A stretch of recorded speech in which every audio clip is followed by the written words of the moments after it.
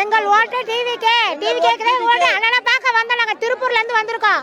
100-150 பேருக்கு மேலே நாங்கள் வந்துட்டோம். வந்து அண்ணனை பார்த்துட்டு இப்போ ரொம்ப சந்தோஷமா போகிறோம். அதுக்கு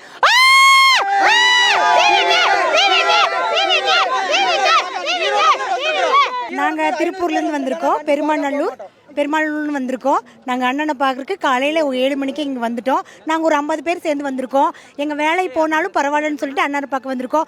ஏன்னா அவர் எங்களுக்காக அவங்களோட கெரியர் விட்டுட்டு அவர் இங்கே வந்திருக்காரு.